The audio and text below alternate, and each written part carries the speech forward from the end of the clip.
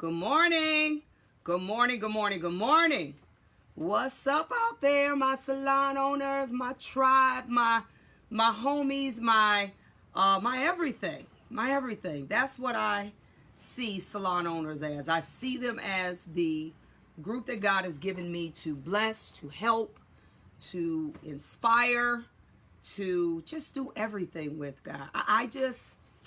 I just wish I could get through to some of you all to really move. That is what, if I died today, I would just want to say, God, if I saw enough people move, if I saw enough people get it, that'd be good enough for me. But this is Knowledge by Nikki, 1K. You all still want to put 2 Ks in my name. I still don't understand that, but you still do it. So whatever, I'll have to live with it for now. But I want to talk to you all about something I've been kind of studying. I talked yesterday about salon owners and salon professionals or booth renters commission. What's really the difference? So I talked a little bit about that yesterday. Today I want to talk to you about something that is interesting to me, and we have different words for it, but I'm gonna talk about the word that I got to use, and it's called the law of diminishing intent. Let me tell you what's real interesting, how people coin these phrases, and I highly appreciate it. This phrase was coined by Jim Rohn. Jim Rohn is a long-time, everything from philanthropist to author to, you'll have to study actually what he's done. He's done a lot. And this phrase was actually used in John Maxwell's The 15 Irrefutable Laws of Leadership. So let me explain to you first, and I'm going to talk to you about how this relates to us. And the first thing is, let's talk about what the law of diminishing intent is. Let's talk about that first. Most people don't act as quickly as they should on things. Would you say that's you? Those that's listening, would you say that's you? You don't act as quickly? They find themselves subject to what's called the law of diminishing intent, which says the longer you wait to do something you should do now, the greater the odds that you'll never actually do it. You'll never actually do it. And I'm going to go deeper into that. The law of diminishing intent, and they kind of give it this large L, small o, large D, large I. That's kind of how it's abbreviated. Affects leaders every day. That means my salon owners. This affects you every single day if you're not careful.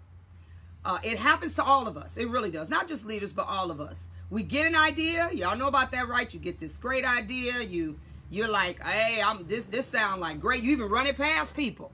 You know, you get it. You see, what y'all think of this? What y'all think of that? And let's see what happens next.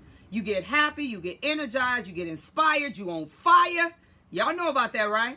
You're on fire. You like, oh, I just got the best idea of life, and I'm ready to move on it. So you say.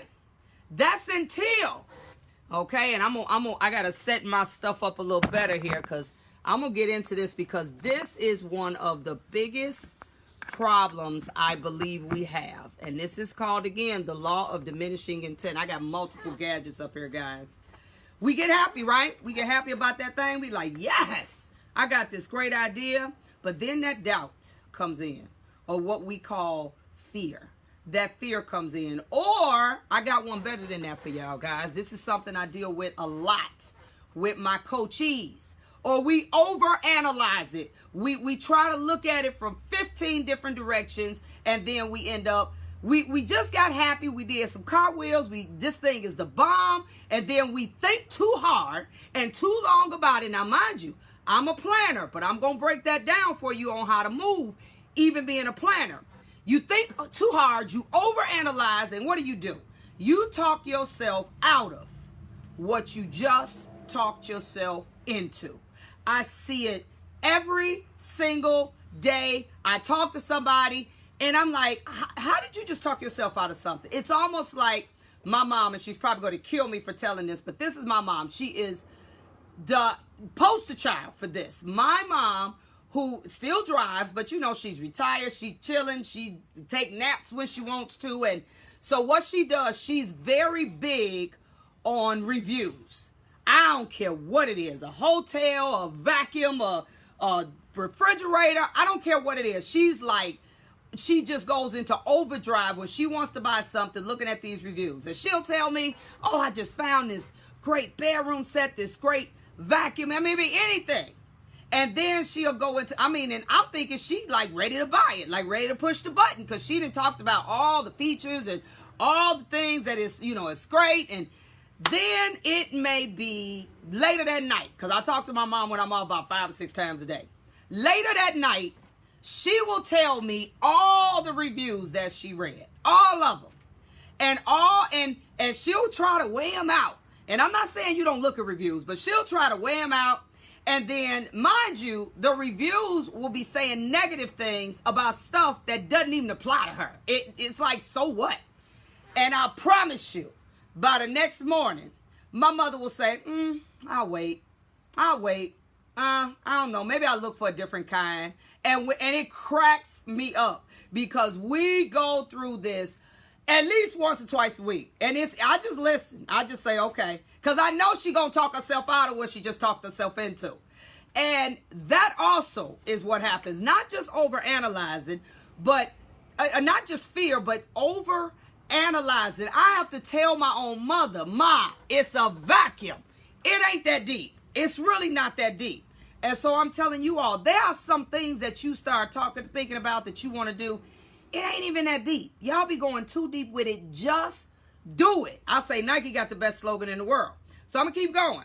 This is what we start telling ourselves in our head. And I know some of you all are saying this sound like me. We ain't smart enough. We aren't good enough. We aren't ready. We don't have enough resources. We can't do it fast enough. We can't get no help. This list I'm reading goes on and on, guys. And 1 minute you know the idea is fantastic, and then a few minutes later, what do you start saying? That ain't gonna work. Or has this ever happened to you? Don't y'all do that? I see people, oh my God. And it's like every single day I see this happens. And let me tell you, I am not a fan of planners. I understand their purpose.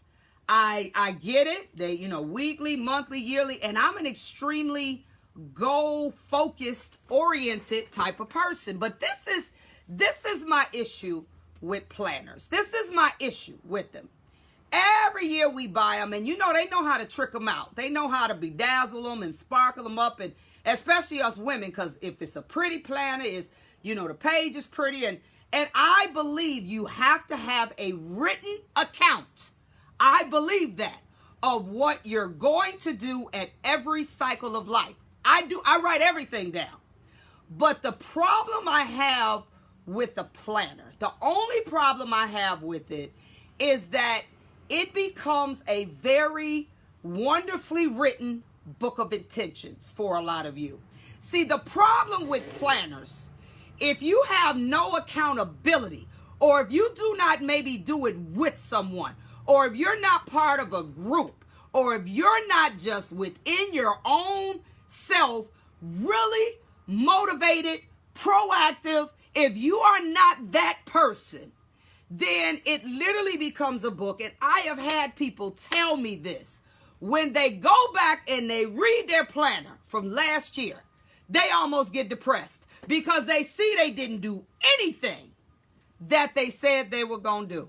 Now, I am not saying don't buy them, because you should write. Writing makes it real. I say that all the time. I believe in writing stuff down. I don't necessarily do a planner. Now, if it works for you, don't change it. But I see a lot of people, they buy these beautiful planners every day, all day. You need to be connected to something and someone that makes you accountable to what you write down. If there is no accountability, if you're not part of a group or part of something where we go over this planner and we talk about from week to week, day to day, better time management, better things that can literally help us move. A planner was not made to just write it's not a diary. And that's what I see people using planners for. They were not intended for that now. People are using them like diaries. Like, let me just chart my thoughts down. Let me just see what I'm thinking. That is not what they were made for. And I know some of you all on this call are actually, or on this live, are actually guilty of that. So if you're going to use a planner, get with maybe an online group, or get some of your girls together. Do it in the salon. This will be an awesome project for salon owners. We're all going to agree. I don't care whose planner we get. They got a million of them out there. We're all going to agree that Panda Planner, I don't care. We're all going to agree that we're going to get this planner. And every month when we have a meeting, we're going to assess and be terribly honest with each other about how we're doing with this day-to-day, week-to-week, because, you know, they got to set up all kind of ways, hour to hour. How are we doing with reaching our goals? That is the only way most people stay accountable to the things that they write, is they need some type of accountability, or you have to be an extremely goal-focused, high achiever, proactive type of person. A person like that don't need no help. They gonna do what they supposed to do. So in the law of diminishing intent, which is also what we call procrastination, which is also what we call waiting, this is what happens, guys. And let me give you a little tip of a little wisdom. Be very careful when you come up with an idea. And I've done this and mad at myself when I've done it. You cannot share your ideas with everyone. Sometimes if it's an idea that's that precious to you, you may need to just hold on to it for a minute. You may need to just say, you know what, let me process this for a minute. Let me not tell anyone, because they'll talk me out of it, or they'll say something that'll make me kind of, should. And you know the people that have that effect over you. So you have to learn to control your thoughts and hold on to them sometimes so you don't share them. And then I call these people, some people could be dream killers. You know, I call them dream killers. I'm like, and especially when you know something you plan on doing is the right thing to do. Sometimes you got to hold on to it for a minute. Or unless you have that person in your life that you know you could run something past and they ain't going to kill it, they may make you look at it in a broader perspective, but you got to be careful. You got to know. I come up with ideas. My mother and my husband are my two biggest fans, and my daughter are my biggest fans. But my daughter has a 100% entrepreneur mentality. She and my assistant, who is in Nashville, they both. So there are times if I just got to get it out my head and get some other perspective, I will literally tell her and my assistant in Nashville. I'll tell them the only people I tell, because I know they understand the journey. They understand me in a different way than even my mother and my husband. Now they'll tell me, okay, Nick, that's cool, but look at this part that could happen. And look, but they don't kill the dream. They just give me a different perspective and show me how other people might see it. But let me tell you why all that's important. When you get that vision, how many of y'all watch First 48? Anybody watch First 48? Just send me up a heart or something. You know, I love murder TV, I call it. I watch the ID channel. I watch First 48. My husband be like, why do you just love murder TV? I think I just love the solving of it. Does anybody watch that other than me? First 48. It's a show's been on forever. And the First 48 is really about different police stations solving murders and how crucial the first 48 hours are. They talk about it. And I mean, if you watch the show, you see why. Because crime scenes can be tainted after that. I mean, all kind of things can happen after that first 2 days. This is what I have decided to do. If I come up with something and I know this is just a great idea, now don't mean it don't have to be tweaked. Doesn't mean I don't have to do some research. But I give myself 48 hours. That's it. To move. Set. To move or kill it. But in that 48 hours, this is what I do, guys. Listen, when I say this, I do things like I research it. Like, okay, like, that sounds like a good idea. We're in the information age. All you got to do is your phone. You ain't even got to have a computer in front of you. I say, let me research it. Let me see what market is into this? I mean, whatever you got to think of, I instantly come up with the idea. I'm sitting places. I got my phone. Let me see what's to this, because this idea didn't pop in my head. Let me see what's to this. If it's a cost involved, what's the average cost for whatever. If there's a lot of times, isn't it amazing? I know this ain't nobody. It ain't just me. How many times have you just been on your phone, on your computer, and you just doing this, looking for stuff? And ain't it amazing? We ain't all just a digital footprint. Then you go on Facebook. The very thing you just researched all of a sudden comes up on Facebook. And it's classes, it's tutorials. I say, see, they got us all. They know what we're all doing. So even when that happens, yesterday I talked to you all about leadership, about the book.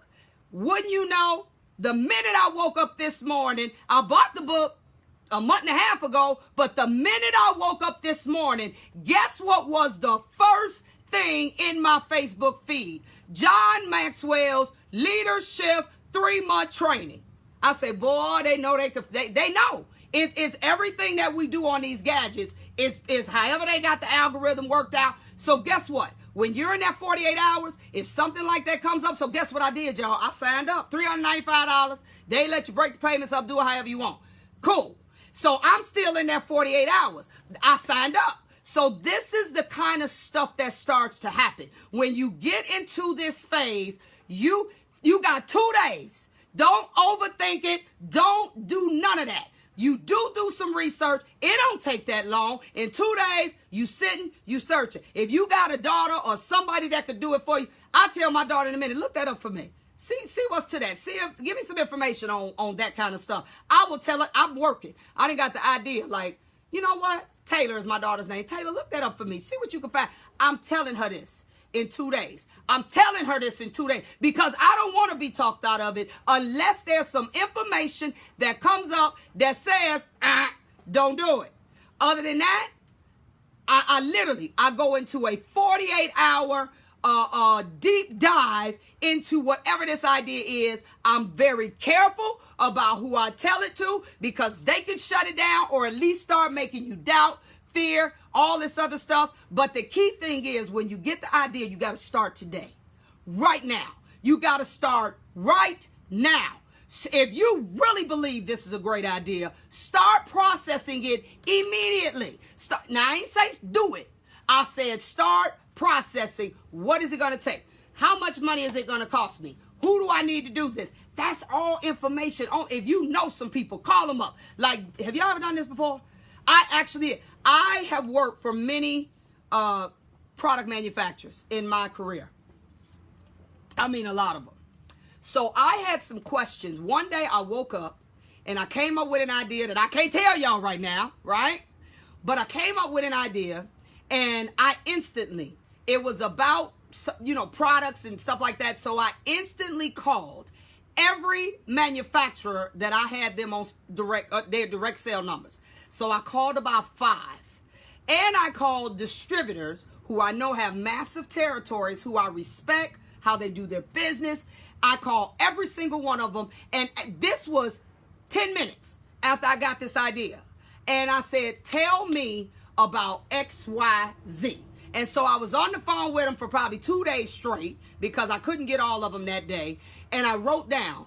And guess what else, guys? I have an app on my phone that lets me record every single call. Now, I told them, I ain't recording nothing to take nobody to jail or nothing. But I told them, I said, look, I'm going to record this so I can remember what you're saying. They was like, cool. We ain't saying nothing crazy. So I did that. I recorded everything they said. And then when I got off, I wrote it down. I sometimes have my assistant, that's my administrative assistant, have her write stuff down. And I said, okay. And then I analyzed. Now, this was in 48 hours, guys. Then I analyzed what they said. And then I said, you know what? This is a great idea. So what I did then, I basically put it in my to-do list. If I had a planner, I would have put it in there. And I said, okay, now I have to think about the infrastructure of it. And so now I'm on that journey past the doubt part, past the fear part, then I told a couple people, that I do value, and they said they thought it was an excellent idea. So now I'm past that part of making me not do it. But I started that day. You got 48 hours to get past the part of saying, I can't do that. And as Mel Robbins says, for those of you all that haven't read it, you should. It's called the 5-second rule. She said you got 5 seconds. So she ain't giving you but 5 seconds. I'm giving you, y'all need to read it. It might be back here somewhere. Let me see. I'll be letting people borrow my books, so I probably don't have them all. I got some more books on the other side. But this is something we have to do. Start today. Stop listening to fear. And then I'm gonna go into this deep now, because this is where I'm about to go next, is why our customer service sucks in this business, okay? Sync with your emotions. Let me read what that means, because see, some of y'all real bad with this. The clearer you get about your idea and what it will look like once it's achieved, the stronger your emotions will be tied to it, okay? That only comes through information, through being a little more comfortable with it, through most of us can be very comfortable with things that we have a little research or homework or done homework or a little background about. If you haven't, then now you ain't comfortable with it because you blind. You have no idea what you about to go into. So I tell people in a minute, I stay in my lane. Now, if it's a lane I want to get into, I'm going to learn a little. I'm going to 2 days. I'm going to take me a crash course and at least have some knowledge about it. Now, listen to this. Does your why make you cry? Is your idea tied so deeply into it, and you start thinking about it, and it brings those emotions and excitement again? Do you have something that you want to do so bad that you talk yourself out of it, then the emotions come back, and you like, I really want to do that, and you go. I have people that go back and forth, back and forth, back and forth. Let me tell you why you go back and forth. And when I learned this, it was like a light bulb for me, because I knew it was a problem, but I ain't had no name for it. I'm going to tell y'all what it's called. And y'all know I research all this stuff. Y'all know that? I research. Before I talk to y'all, I find where it came from, who did it, all that kind of stuff. What it talks about is there is something called emotional labor. Let me tell y'all what that is. We have manual labor. Manual labor is what we do every day. We in here curling hair. Well, I don't do it every day. But curling hair, silk pressing, coloring, whatever, and we on autopilot. Some of us have done it so long that we could literally do it and our brains could be somewhere else and we can still do it well. It's almost like brushing your teeth. You don't really have to focus on what to do because you've done it so many mornings that you can do it without thinking. So we're on autopilot. The problem, and then there's intellectual labor. That's the part that strains a lot of us. Let me tell you what I got somebody to tell me. I won't say his name, but there was a gentleman that I talked to, and he has great social media following. He's done really well for himself, and I happened to talk to him, and I asked him why, because I teach color. I asked him, why do you not add more color, because I know he knows how, to what you're doing? It would just attract a whole another audience for you. It would make your followers, because he got a ton of followers, even bigger. This is what he told me, and I couldn't do nothing but respect it. He said, color makes me have to think too hard, and I don't want to think that hard. And all I did was step back and say, he's right, because color does make you have to think. You can wing it and pray it turn out right, but if you really want to have predictable results, you got to think. You got to think, you got to weigh, you got to measure, you got to write formulas down, you got to assess, can it be done, can't it be done? When he told me that, I couldn't do nothing but say he's right. So there's also intellectual labor, and a lot of you all aren't doing well because you don't want to use this. Let me tell y'all something, and for anybody out there, I see my girl Kendra on there who's going to be at my Salon Owners Conference. I love Kendra. You all check her out in the morning as well. She gives you good tips. But one thing that I realize and have learned, and I want you all to get this, when it comes to money, people will pay you more for what you know than what you do. I want y'all to understand that. So the minute you decide to intellectualize the labor that you've been doing all the time, all for 20 years, you will literally change your entire life. It's the difference in you doing color and understanding color. It's the difference. When you understand it, that's why colorists, and my color company, by the way, is Color Me Crazy. So y'all go on colormecrazy.com. See if I'm going to be in your city, because I do class. I'm on a tour right now. Your color, a colorist, full-fledged colorist, can get paid $400, $500, $600, $700 for doing number color. They don't even have to do shampooing, blow drying. They can get other people to do that. You know why? Because they have taken their labor, their manual labor, and they have intellectualized it, and they can't only tell you how, but they can tell you why it works. That's when your life will really change. So all this, okay, great. You do a great silk press. Learn to teach people why it works, why this product does that, why this doesn't work. I promise you it'll change your life, okay? But, so we talked about manual labor, which we all know what that is, right? We talked about intellectual labor. Let me talk to you about emotional labor. I didn't even know this was a real thing, okay? Listen to what it is, and this is why we're failing in following through on our goals, our dreams, or even just dealing with our clients, owners dealing with workers, workers dealing with owners. Listen to this, y'all. This is good. And again, I do research on this, y'all. Emotional labor is the process of managing feelings and expressions to fulfill the emotional requirements of a job. Y'all with me? I'm going to say that again. Emotional labor is the process of managing feelings and expressions to fulfill the emotional requirements of a job. More specifically, workers are expected to regulate their emotions during interactions with customers, co-workers, and supervisors. This includes analysis and decision making in terms of expression of emotions. Making in terms of whether actually felt or not. Did y'all hear what I said?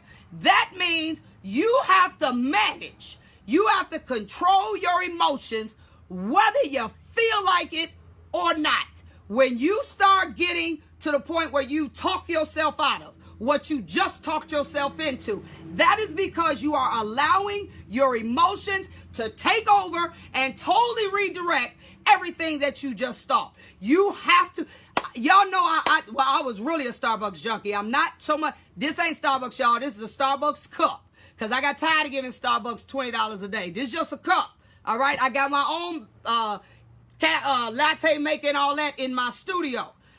This is something, but I was saying about Starbucks. Do we really think everybody at Starbucks is that nice? For y'all that go to Starbucks, how many times have you went in Starbucks and you have gotten a person that was flat out rude? It is a rare occasion.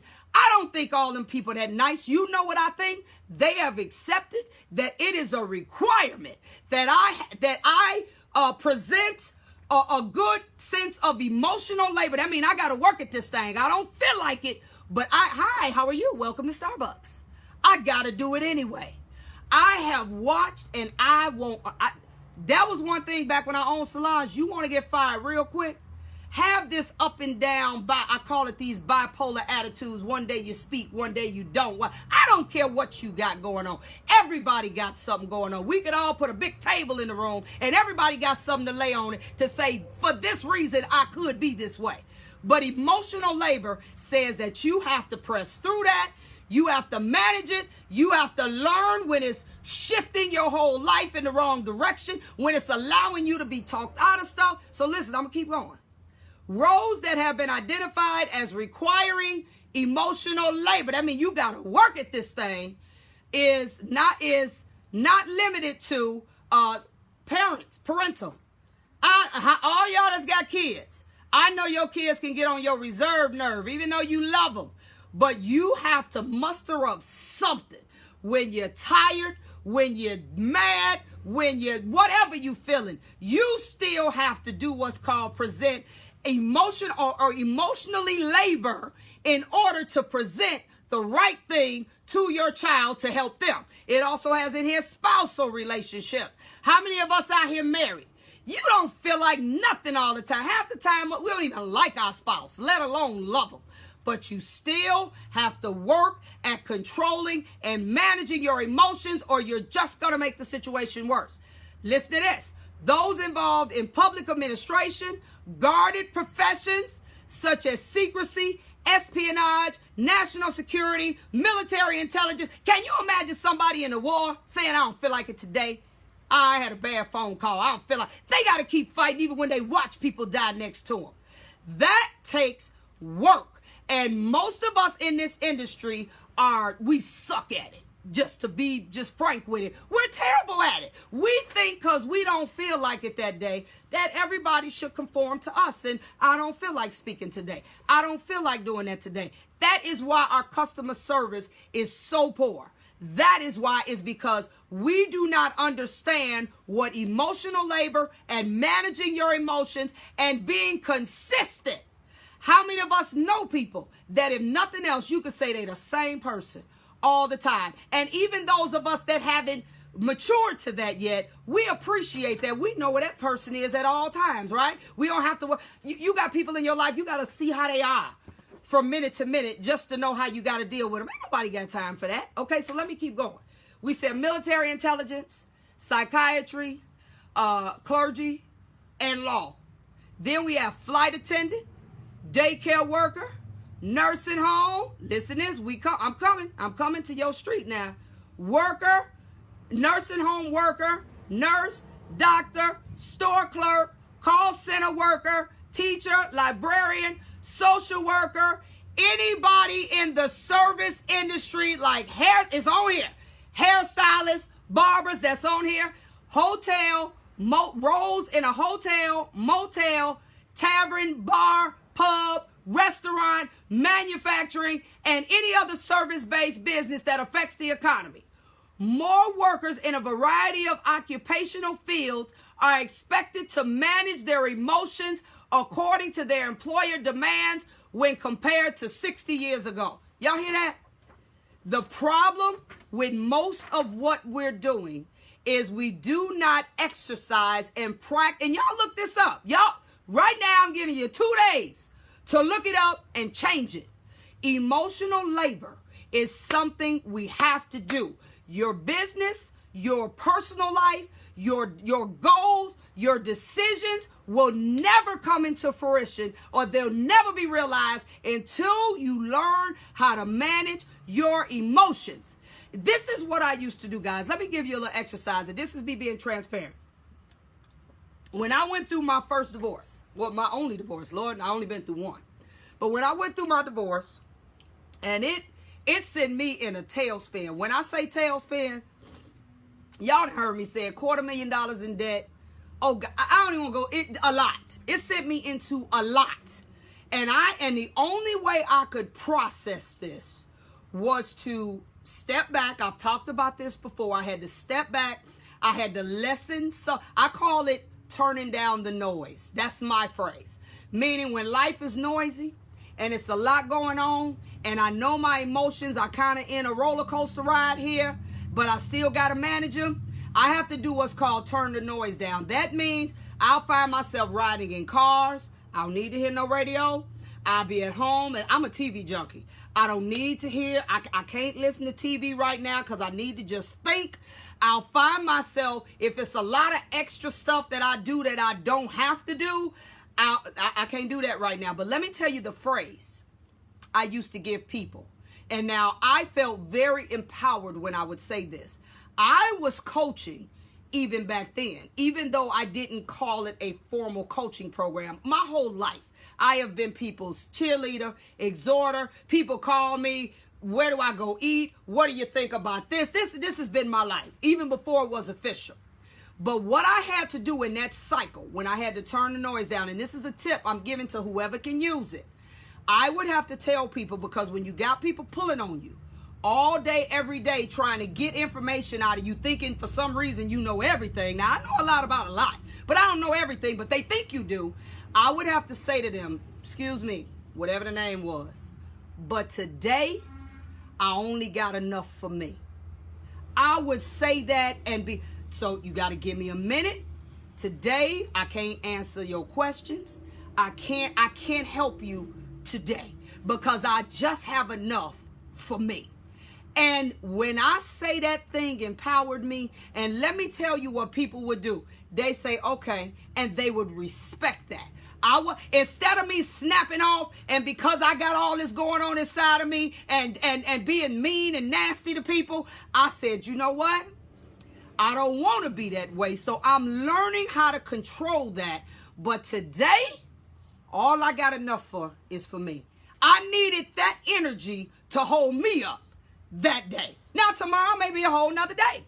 Day after may be a whole nother day. But today, I only got enough for me. So for those of you all that are trying to manage that roller coaster of emotions that may legitimately be justifiable, depending on whatever you got going on in your life.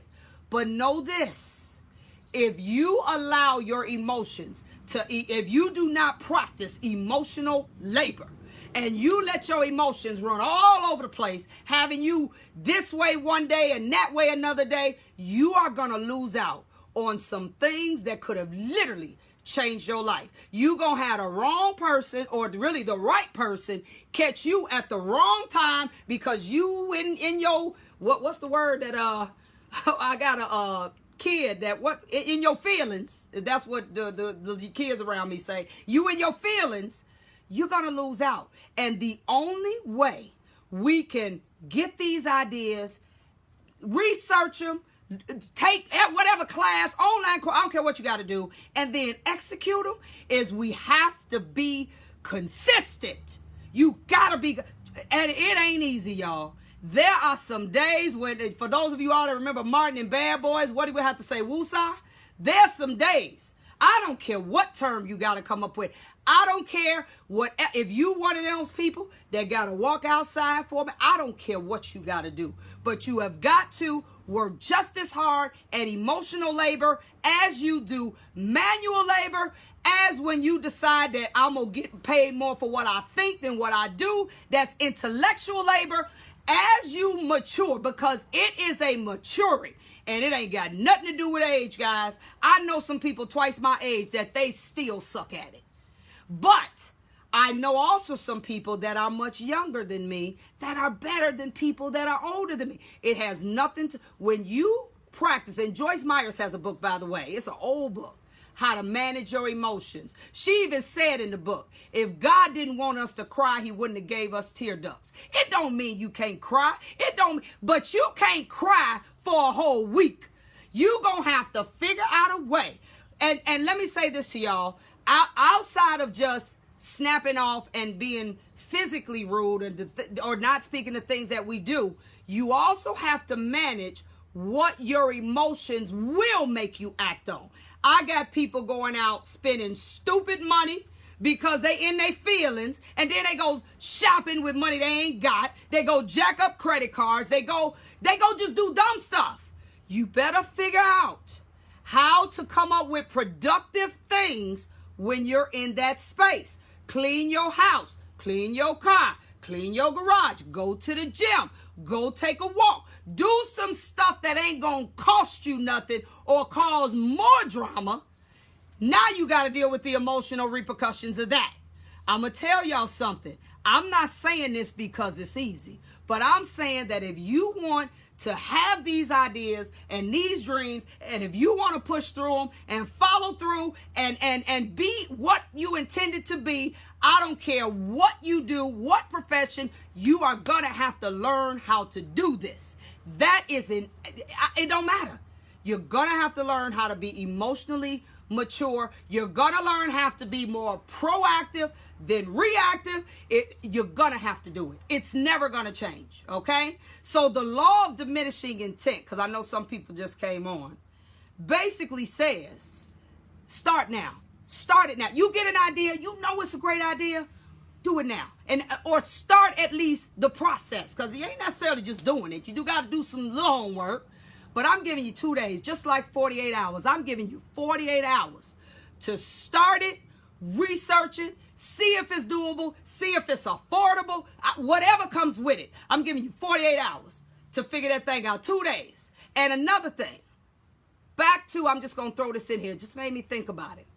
When it comes to spending money, This is what I want you to do. If you come up with an idea, because I'm really big on us not jacking off our money. If you come up with an idea and you do the due diligence where these 2 days, these 48 hours, I'm going to research, try to, see if it's something that's really doable, affordable. If it's going to cost you a really large lump sum of money, this is the only thing I want you to do. Don't tell nobody. If you ain't got nobody to tell, that's going to kill you. If you don't have, or if you only have dream killers in your life that you tell them they're going to kill it, don't tell them. But this is what I want you to do from a financial standpoint. I want you, excuse me, what did you need, sir? It's me. Who is me? Dominic next door. Oh, okay. Hold on, Dominic. Okay, guys, I had to borrow a broom. I'm going to go ahead. Just call me. Yeah, I'll call. I'm sorry, guys. That's my neighbor. I had to borrow a broom because my broom got messed up with sewage water. If you're going to do this, so sorry for that interruption. If you're going to do this and you know it's going to cost you a lot of money, I want you to give yourself 7 days. 7 days to make sure that you still want to do this because it's going to require a very large sum of money. If in 7 days you still feel like it's worth the investment, then do it. Because what I've learned in coaching people, taking financial courses, I'm now into investment stuff like that. Even the ideas that we have, we also need to take it a little further. And if they cost us a lot of money, we got to make sure that our return on our investment is sound and it makes sense. And that you can't always do in 2 days. So you can research the idea. You can make sure that everything is going to be what it needs to be. And you believe this is something that's going to help you get to your goals. But if you got to spend $10,000, $20,000, $5,000, if you have to spend a large sum of money, this is the only time where I don't want you jumping off no bridges even in 2 days. I want you to do all your homework, write it down, put it on paper, print it out, whatever you got to do, and then give yourself 7 days to process what type of return on my investment is this going to bring me. And it's not just a money return. I'm going to do that video again. I have a video, and you all check me out on my YouTube channel. Subscribe to my YouTube channel. I got over 1,000 videos, guys. I'm steady. I got my daughter in here. She's uploading videos for like 12 hours for me because y'all know YouTube uploads slow. I believe this video is on there. It's about return on impression, return on investment, return on influence. It's more than just money that may be in the return, but you need to process what type of return is this. 5, 10, 15, 20, I gave us $2,000.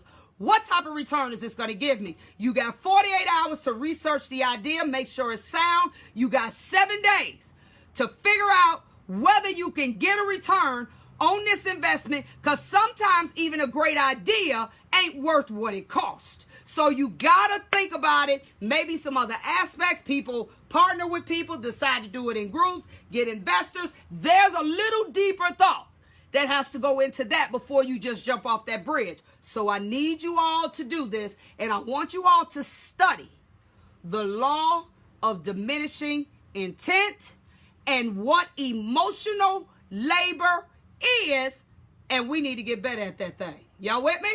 Check out my YouTube channel. It's under my name, Nikki Smith. That's it. Subscribe. I got about 40 videos up. I got some hundreds and almost thousands more to put up. So subscribe. You'll get the email when the video comes up. I got some really good stuff I'm putting up, y'all. And I'm going deep because until the day I die, I'm going to help us get this thing right. Okay? I'm going to help us get this thing right. So peace out. Gotta run. Let me go give my neighbor his broom because I had to throw mine away. And I'll see you all tomorrow. How about that? See you tomorrow. 9 o'clock. Knowledge by Nikki.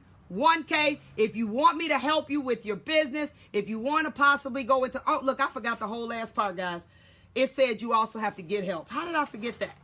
That's because I got to talking. The last thing, y'all see this? The last thing, I ain't making this up. It says seek help. Seek help. Let me break that down real quick. Tell others what you're doing and why. And it says do this after a period of time. Don't feel like you have to do this on your own. have an accountability partner, hire a coach. That would be me. Planning is great. Planning is great unless that's where you stall out. A lot of y'all stall out. And I'm going to talk to y'all. I think I'm going to talk about that tomorrow. It's something that Henry Cloud, in his book called Necessary Endings, calls a serial sower. I'm going to break that down. It was amazing how he metaphorically used what we do in our businesses, entrepreneurship, in terms of how a farmer does what he does. And I'm gonna talk about that tomorrow. That's called, it's too many serial sowers out here. And the problem is, I see you, Anna, you stall out at planning. You know why? Because actually, most of us don't really stall out at planning. Most of us stall out when we got to actually go to doing stuff. Oh, we can plan it. Okay, I'm going to do this, I'm going to do that, I'm going to do that, and this and that. But when it comes to actually acting on the plans, that's when 99% of us stall out. I'm going to talk about that tomorrow. You must take action, having people who are willing to help you and encourage you to take the action needed to implement your idea. That's what people like me are for. I'm a coach. I'm going to ride you. And I'm an honest coach. I'm a coach that's literally going to scold you, love you, tell you to do it, all of that. Okay? And I'm a coach that's also going to tell you, I understand you got life going on, but what they got to do with anything? What did Tina say? She said, what's love got to do with it? I'm going to say, what's life got to do with it? What's life got to do with it? Because it's going to be some more life that happens. So we got to emotionally manage how we're going to process through that. Now, don't get me wrong. There are times life gets you where you may have to push pause a minute. Like, okay, what I tell you, I told those people, I only got enough for me today. So you're going to have to, this is what I call when we be in the salon, this a no talk day. I ain't going to be rude, but I just need us to just let me have enough energy to actually work today. I don't have all that extra that you used to today. So just give me a minute. I would tell them that. They highly respected it. Okay? But you got to seek help. So if you all are interested in possibly having a coach, and I don't just do in my coaching groups, I do just regular consulting. I got people I do for 3 months, 6 months, a year, 2 months, a month. It doesn't matter. Then go on my website, knowledgebynikki.com, and you'll see as soon as you turn on, check out my video. I got a bunch of videos on my webpage now too. My daughter, God bless her. And you can actually book a consultation for free. You'll get to talk to me for free. I'll let you know if I can help you, can't help you, if you know, whatever is the situation. And then we'll go from there. But I got to go. Peace out. See you tomorrow. Knowledge by Nikki at 9.